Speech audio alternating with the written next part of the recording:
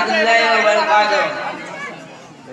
الحمد لله رب العالمين والصلاة والسلام على رسول الكريم أما بعد فقد قال الله تعالى في القرآن المجيد والفرقان الحميد أعوذ بالله من الشيطان الرجيم بسم الله الرحمن الرحيم قل هو الله أحد الله الصمد لم يلد ولم يولد ولم يكن له कुफुवन अहद। मैंने अभी आपके सामने एक पूरी सूरह तिलावत कर दी। इसका तर्जुमा ये है, ऐ नबी कह दो कि अल्लाह एक है, अल्लाह बेनियाज है, वो न किसी का बाप है न किसी का बेटा और इसका कोई हमशर नहीं।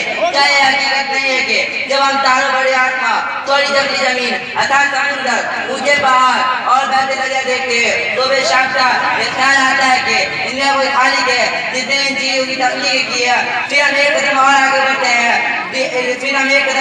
बढ़ते हैं, रात आती है, दिन उछल हो जाता है, सुबह होती है, शाम होती है, कायनात का निजाम ठीक है बंदे उसूलों के मुताबिक चल रहा है, कहीं से कोई खराबी नहीं है। शम्स कमर अपने वक्त पर निकलते हैं और वक्त पर डूबते हैं तो बेचारा ये कहना पड़ता है कि इस अजीम कायनात का कोई हाकिम है जिस किसी के ताक़ुन की जरूरत नहीं है, जो सारे जहां से बेनियाज है, किसी का एहसान मंद नहीं है, कोई चाहे करता है, उसे कोई रोकने वाला नहीं है, क्योंकि अगर कोई रोकने वाला होता तो दुनिया का निजाम सच्चा नहीं चलता।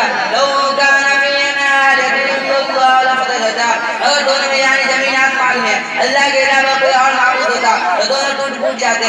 जब किसी मुल्क में दो बादशाह नहीं रह सकते, इस कायनात के कोई हाकिम कैसे हो सकते हैं। अस्सलाम वालेकुम।